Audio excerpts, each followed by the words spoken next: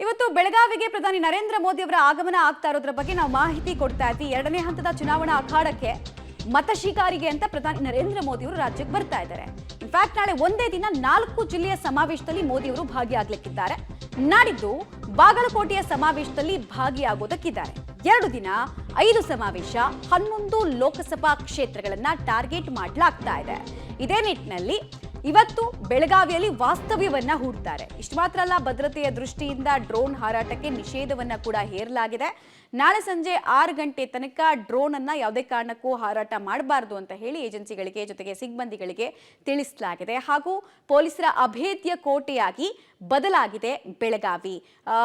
Last 1 weak ಇಂದ ಕೂಡ ನಿರಂತರವಾಗಿ ಮೀಟಿಂಗ್ ಗಳನ್ನ SPG ಅಧಿಕಾರಿಗಳಿರ್ಬೋದು, ಜಿಲ್ಲಾಡಳಿತ ಇರ್ಬೋದು, ಮೋದಿ ಅವರಿಗೆ ಭದ್ರತೆ ಕೊಡೋ ನಿಟ್ಟಿನಲ್ಲಿ ಮಾಡ್ತಾನೆ ಇದ್ರು. ಸೊ ಎಕ್ಸಿಕ್ಯೂಷನ್ ಟೈಮ್ ನಲ್ಲಿ ಯಾವುದೇ ಅಹಿತಕರ ಘಟನೆ ನಡೆಯದಂತೆ ಇನ್ನೂ ಹೆಚ್ಚಾಗಿ ನಿಗಾ ವಹಿಸಲಾಗ್ತಾ ಇದೆ, ಚುನಾವಣೆ ಸಂದರ್ಭ ಕೂಡ ಆಗಿರೋದ್ರಿಂದ. ಡೀಟೇಲ್ಸ್ ಕೊಡ್ತಾರೆ ದಿಲೀಪ್. ಭದ್ರತೆ ವಿಚಾರದಲ್ಲಿ ಲೇಟೆಸ್ಟ್ ಮಾಹಿತಿ ಏನೇನು ಕೊಡ್ತೀರಿ? ಒಟ್ಟು ಎಷ್ಟು ಜನ ಪ್ರಧಾನಿ ಅವರಿಗೆ ಭದ್ರತೆ ಕೊಡೋ ನಿಟ್ಟಿನಲ್ಲಿ ಮೀಸಲಾಗ್ತಾರೆ ಅಂತ? ಮಮತಾ, ಪ್ರಮುಖವಾಗಿ ಎಷ್ಟು ಜನ ಭದ್ರತೆ ಕೊಡ್ತಾರೆ ಅಂತ ಅದನ್ನು ರಿವೀಲ್ ಮಾಡ್ತಾ ಇಲ್ಲ, ಯಾಕಂದರೆ ಅದೊಂದು ಸೀಕ್ರೆಟ್ ಆಗಿರುವಂಥದ್ದು. ಆದರೆ ವಿಶೇಷವಾಗಿ ಏನಂದರೆ ಗೋವಾ ಇರ್ಬೋದು, ಮಹಾರಾಷ್ಟ್ರ ಇರ್ಬೋದು ಮತ್ತು ಬೆಳಗಾವಿ ಅಂದರೆ ಕರ್ನಾಟಕದ ಗಡಿಯಲ್ಲಿ ಇರ್ತಕ್ಕಂಥ ಬೆಳಗಾವಿಯಲ್ಲಿ ಪ್ರಪ್ರಥಮ ಬಾರಿಗೆ ಪ್ರಧಾನಮಂತ್ರಿಗಳು ವಾಸ್ತವ ಹೂಡ್ತಾರೆ. ಹೀಗಾಗಿ ಇದು ಭಾಳಷ್ಟು ಚಾಲೆಂಜ್ ಆಗಿರುವಂಥದ್ದು ಅಂತ ಹೇಳಿ ಭಾಳಷ್ಟು ಕಡೆ ಅಂತಂದರೆ ಒಂದು ರಸ್ತೆಯಲ್ಲಿ ಬರ್ತಕ್ಕಂಥ ಒಂದು 5 ರಿಂದ 6 ಕಡೆ ಸೆಕ್ಯೂರಿಟಿ ಮಾಡಿದರೆ ಸುಮಾರು 3 ಗಂಟೆಗಳ ಕಾಲ ಬೆಳಗಾವಿಯಲ್ಲಿ ಮುಂದೆ ಹೋಗ್ತಕ್ಕಂಥ NH ರಾಷ್ಟ್ರೀಯ ಹೆದ್ದಾರಿ 4ನೇ ಅದನ್ನು ಕೂಡ ಬಂದ್ ಮಾಡ್ತಾರೆ. ಜೊತೆಗೆ ಯಾವುದೇ ಡ್ರೋನ್ ಹಾರಾಟ ಇರ್ಬೋದು, ಅದು ಖಾಸಗಿ ಏಜೆನ್ಸಿ ಇರ್ಬೋದು ಅಥವಾ ಸರ್ಕಾರಿ ಏಜೆನ್ಸಿ ಇರ್ಬೋದು, ಯಾವುದೇ ಡ್ರೋನ್ಗಳನ್ನು ಕೂಡ ಹಾರಾಟ ಮಾಡೋಂಗಿಲ್ಲ ಅಂತ ಈಗಾಗಲೇ ಒಂದು ರಿಪೋರ್ಟನ್ನು ಕೂಡ ಮಾಡಿದ್ದಾರೆ. ಹೀಗಾಗಿ ಇದು ಭಾಳಷ್ಟು ವಿಶೇಷವಾಗಿರುವಂಥದ್ದು. ಮತ್ತು ಖಾಸಗಿ ಹೋಟೆಲಲ್ಲಿ ಏನು ಕಾಕ್ತಲ್ಲಿ ಇರ್ತಕ್ಕಂಥ ಖಾಸಗಿ ಹೋಟೆಲಲ್ಲಿ ಅವ್ರು ತಂಗ್ತಾರೆ, ಸುಮಾರು 10 ರಿಂದ 12 ಗಂಟೆಗಳ ಕಾಲ ಅಲ್ಲಿ ಇರ್ತಾರೆ.